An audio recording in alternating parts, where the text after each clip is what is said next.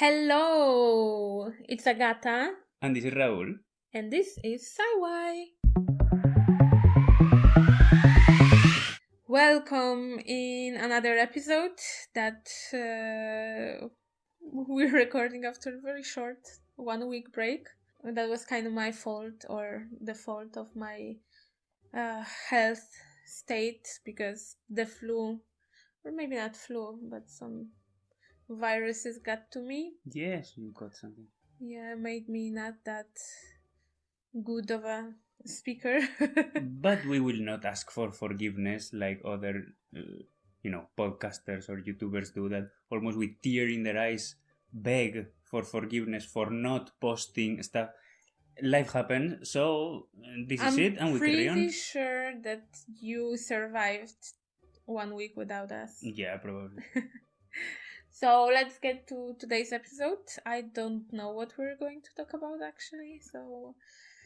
Well, I want to start talking about a news that I read recently about a boy called Wolf Zucker, who Cukier. like sugar in Polish. Wow. Wolf Zucker, and his name is Wolf. Okay, so like you have a kid, how do we name him? Maybe John. A sweet wolf. Basic Wolf. I mean, badass. So this kid was an intern in 2019 in NASA. Oh, fancy. He was doing internship for the summer in NASA, and his job was pretty boring.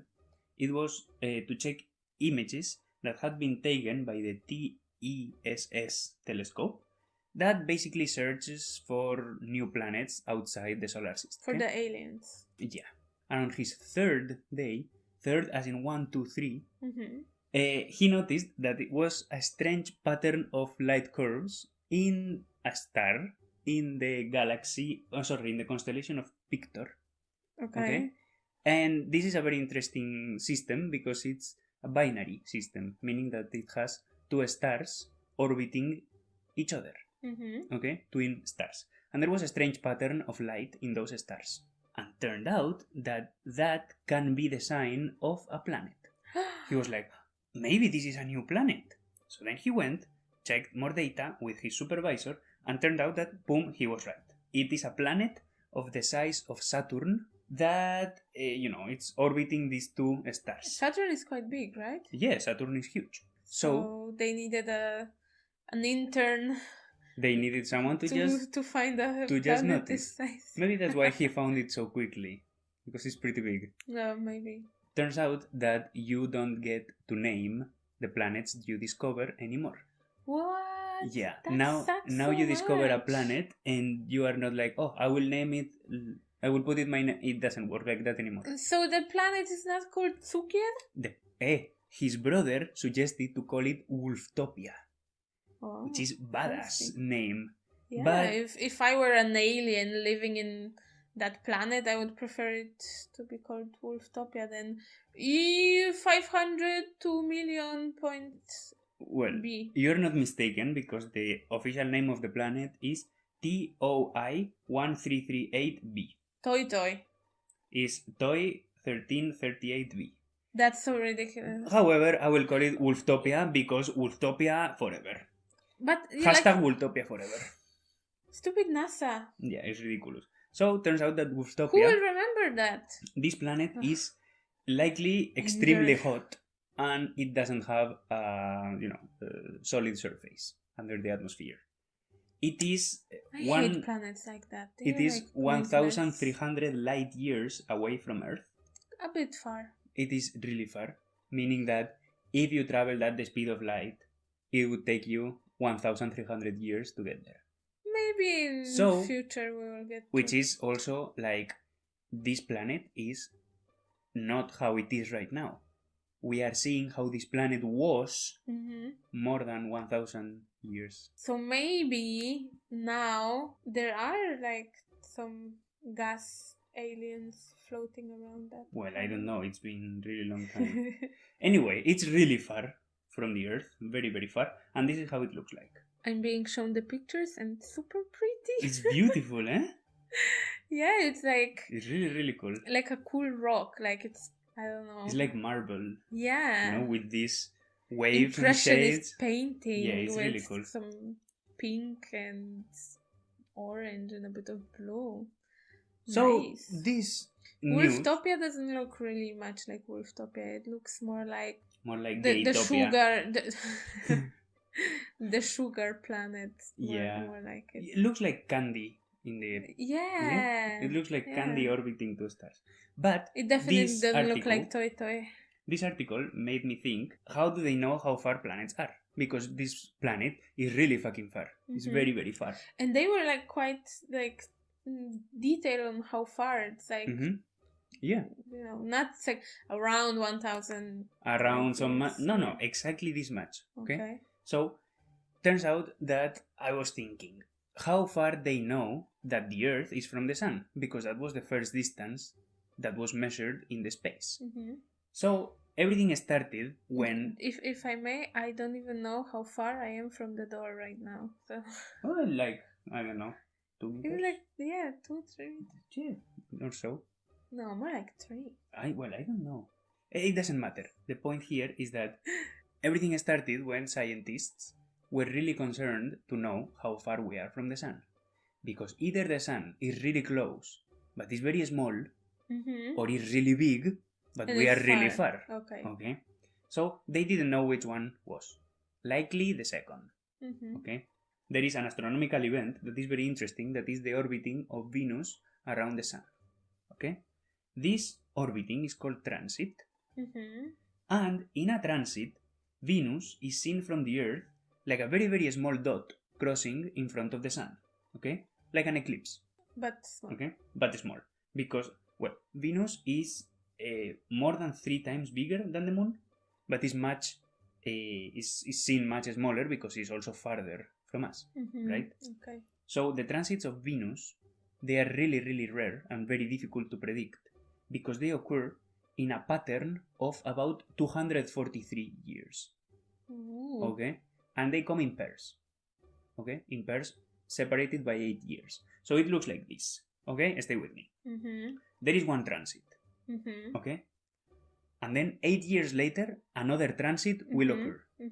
And then another transit will occur in 200 years. 123 years. Okay. And then 8 years later, there will be the second transit. And there will not be another transit after 105 years. What? You see? So it's really irregular. Weird. It's very weird and very irregular. And then the cycle restarts. So this pattern occurs every 240 years, more or less. Poor astronomers from like 500 years ago. So you get to see how rare they are. The last pair of transits went in 2004 and then in 2012. Oh yeah, so we will not live we missed it. Before that, the 2 previous transits were in 1874 and 1882. Oh, maybe our grandchildren. Well, there were no transits in the 20th century, so even if you were born in the 1900s and lived till 1999, you didn't see any transits. Okay? And the next pair of transits will be in December of the year 2117 and again in 2125. Okay? 100 years. So yeah, about 100 years. Aww. So even I if you... be so dead. I mean... Unless the medicine goes like crazy and they like transplant maybe you. Some kids of the Gen Z will see it. Maybe a kid that is born this year will get to see them. But very old. But will be very old. Yeah. So I explained this to you because the transit of Venus are really important for astronomers back then, because if you miss them, you will have to wait really, really long time until you get to see the next one. And the transit of Venus are important because of something called triangulation. Triangulation is when you draw a triangle Makes sense. Knowing the distances of 2 sides of the triangle, you can calculate the other one. Okay? So imagine that you and I you are here and I go to Rome, for example. And I would prefer to go with you. Okay. And then we both look at the moon. Okay. Okay? Since we know the distance that is between us, and we know the angle of the moon over the horizon, that would make like a triangle with the moon, you and I, right? So then we would know the distance between us and one angle, and we can calculate very easily the rest of the dimensions of this triangle. If you say so, for sure it would be very easy. So this is what Edmund Halley, the guy from the comet Halley, comet. Exactly. I know that. When he said that we can use the transit of Venus to make this triangle, and then we can calculate how far we are from Venus, and therefore how far is Venus from the Sun, and therefore how far we are from the Sun. Okay? And they were like... How? And they were like, how? What do you mean how? I don't know. Okay, we are lucky enough that there is the transit when we are alive. Cool. So then what? The transit comes, and then how do you calculate it? The transit comes, and then... Because still it's fucking space. So how do you know? Well, it's a triangle that is very big. It's a very big triangle. But the idea is the same. Okay? The problem the idea, it's if I have to measure between you, me, and the door, then I can very easily take, the measuring tape and then see. Yeah. But there is no measuring tape for the space. Aha. Exactly. That was a problem back then. So but they're not calculating in that meters, but they calculate in millions of kilometers. Not in years. In light years, you mean? Yeah, I guess. No. There was no light years yet. That is the thing, that there is no measuring tape in the space, but we know the distance between you and I, and the angle of the moon or Venus over the horizon. Okay, and that with trigonometry is very simple. For the sake of this conversation, I will pretend that I understand. Now the problem is that Halley, that came up with this idea, there were no transits in his life. He lived 86 years, but there were no transits, so he couldn't do it. So then others had to come and do it. The next transit, after Halley died, he died in 1742. The next transit was in 1761. Oh, so only 20 years.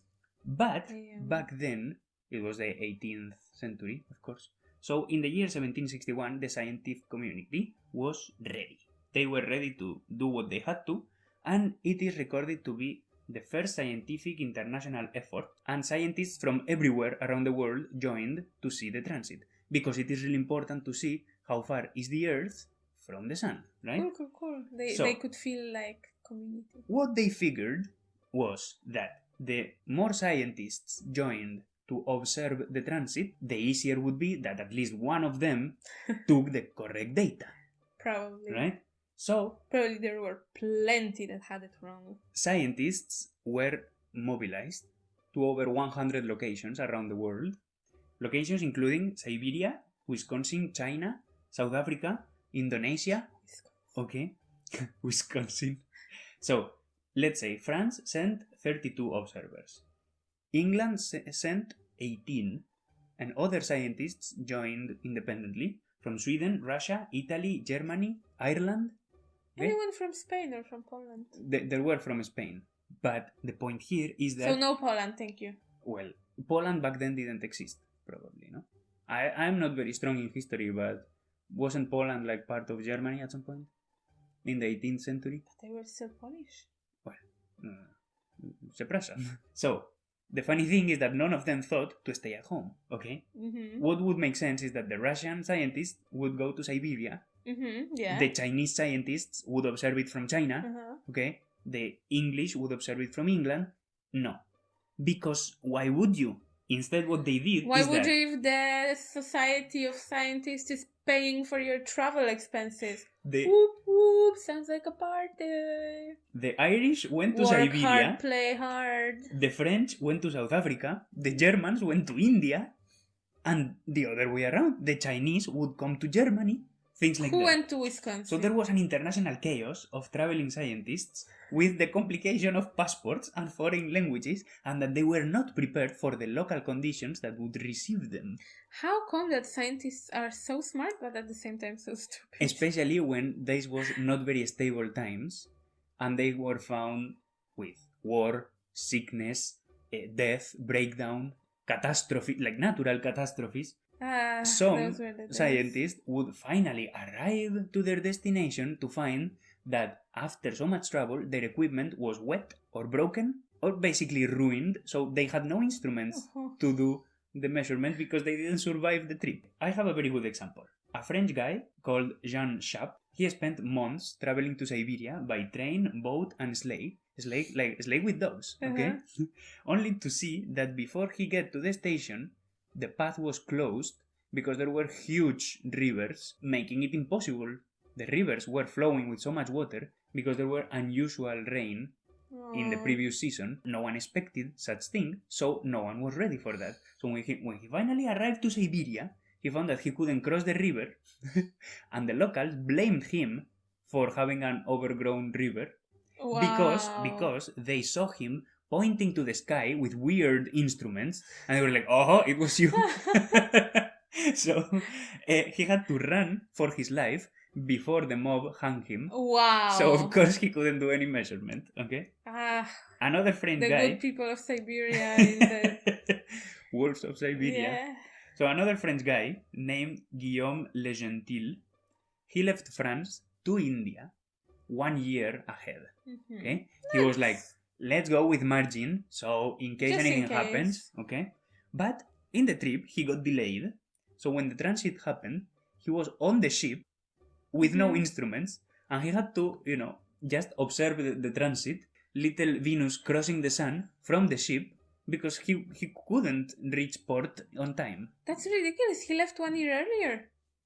That is life. What kind of delay is that? I don't know. Oh. Well, it was not that easy to go from France to India by boat. I have a feeling that was not that easy to go anywhere from France. Yes, he should have stayed in France. However, he said, well, I have an next transit in 8 years, right? Ah, true. So he was like, okay, let's anyway go to India, reach my destination. Wait for 8 years. And I have 8 years to prepare for the next transit. And he was like, let's do it. Tell me that he missed it again. Let's do it. He waited for the next transit to the year 1769. Okay? He was 8 years in India. With 8 years to prepare, he made a 5 stars astronomical station with amazing telescopes, state-of-the-art instruments. He tried the calculations over and over to make sure that there were no mistakes with his calculations. Everything was pristine. Tip-top. Ready to just sit and watch and take the data, and that's it. So, the day that the transit came, he was sitting, ready on his telescope, and then a cloud covered the sky. A cloud covered the sun and the sky that stayed there in place, covering the whole transit. Guillaume! For the whole duration of the transit, and he couldn't just make any observation, and that was it. Okay? So, everything was for fucking nothing. Now, Guillaume, being the scientist that he was like, oh well, I cannot get angry about the things that I cannot control. So he packed his instruments, did his luggage, and came back to France. However, he had been away for 12 years for this shit. And when he came back, he discovered that his family declared him dead. Because he just forgotten to send a letter? Yeah. And had then split his money and his properties. And then when he came back to France, after 12 years, he found himself that he was officially dead and had no money and no properties. So, yeah, and having achieved nothing. Thank you very much. That's this guy has a lot of in common, a lot of things in common with the guys from the previous episode. Yeah, the French scientists, they are, I don't know, they just don't have much luck. This was like anecdotes, because there were plenty of scientists that were able to watch the transit perfectly and no problem, okay? But turned out that after the transit, there was so much fucking data. Like so much, like over 100 scientists taking data, that it was just impossible to put everything in order. Some how of the do you data, know which one are... Yeah, how do you know which ones are correct? Some were contradictory. Like, there is no way that it happened. Some scientists, it is written that they had such terrible handwriting that their data, we don't know if it was correct or incorrect because no one could read what they had written. Okay, it was such a mess. So nothing was to be done, and the transit was lost. So again, we didn't know how much was the distance between the Earth and the Sun. Luckily, a young captain in the middle of the sea named James Cook was in Tahiti at the moment of the transit. Is it like some kind of pirate? What? I don't know. No. Okay, let me tell you. James Cook was originally a botanist, and he was a sailor for the Royal Navy. Of England. Yeah. But he was also a pretty good astronomer, even though he was not officially an astronomer, he was like an amateur. Mm-hmm. He enjoyed astronomy and he was pretty good at it. So, turned out that he was standing on a very good hill in Tahiti at the moment of the transit. And he knew that the transit was going to happen. So he was ready with his little telescope and his notebook, and he observed the transit and was like, oh, interesting. Took his notes, packed his telescope, closed his notebook, and without telling anyone, he went to Australia and claimed it for the British Crown. And it was the year 1770. So he went to Australia and claimed like, yo, this is ours. He went to Australia, put the flag as it was his mission, and that was it.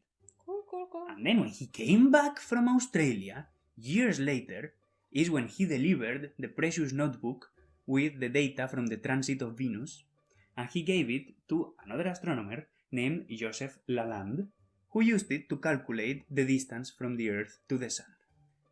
Thankfully, the data was correct, everything was perfect, and approximately the distance from the Earth to the Sun is 150 million kilometers. Okay? That's a lot of kilometers. Then other transits happened that were used to refine this calculation to 149.59 million kilometers. So basically 150 million. So it was pretty good. And this distance is what we call nowadays one astronomical unit. Okay. And Weird this is the distance. Measurement unit, but okay. This is the distance that we use to later calculate in relation to the Earth the distance for all the other planets. So when you see that this planet is 3 astronomical units away, it's 150 million kilometers times 3. Okay? So can I say that it's like half of one astronomical unit? Yeah. You can be like, this is more or less half astronomical unit or 0.12 astronomical units, because it's like 1 meter. 1 meter is an arbitrary unit that we use to measure stuff, no?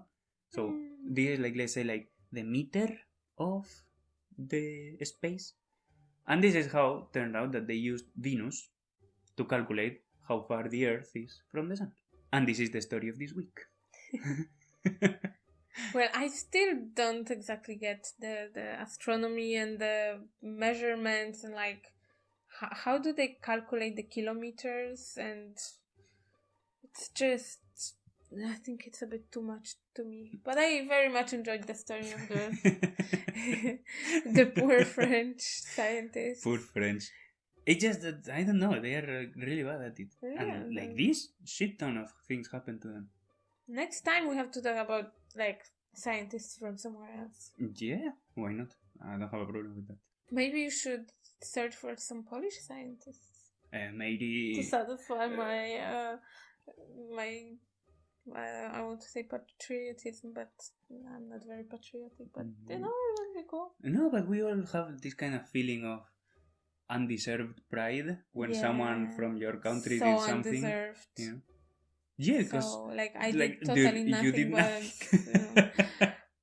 But then when someone says, "Oh, Maddie Curie," I'm like, "Oh, excuse me, Maddie Skłodowska Curie. Thank you very much." Well, Maria, rather than Marie. So anyway, yeah.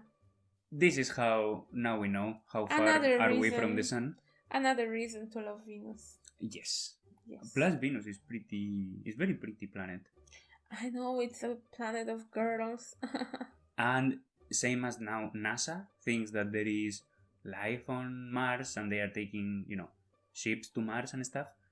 The Roscosmos, which was the Soviet Space Agency, they had the same fixation, but with Venus.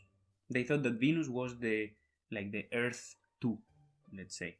Same as now they think that Mars is similar to the Earth and we can colonize Mars. The Soviets wanted to colonize Venus. And I guess they were wrong. Not especially wrong. I mean, both planets are pretty hostile.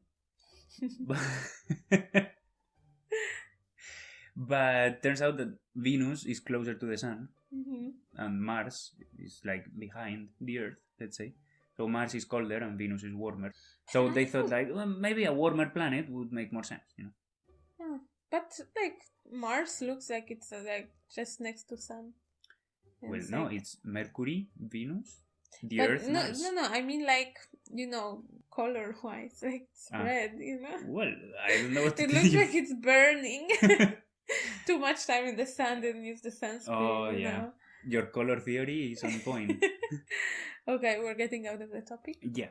Another day we will talk maybe about the Roscosmos and all the stuff they did. Because, it kind of pisses me off that the Roscosmos did so many things. They conquered so many milestones in space, like the first satellite, the first animal sent to space successfully, and a shit ton of other stuff. And the only thing that NASA did, NASA was behind them all the time. And the only thing that NASA did was take a man to the moon. Okay, and then they were like, oh, we won. And you're like, we won based on whose terms? I mean, come on, Did they really do that? Because I've heard some theory. Yeah. Yeah, so, okay, cool. Sorry for the diarrhea these last minutes. Make sure to follow us on Instagram at sci.y.podcast. Yes, we share stuff in there. Tell your friends, and drop a like and a comment and a follow. We're always interested to see other people's opinions. And the likes. Yeah.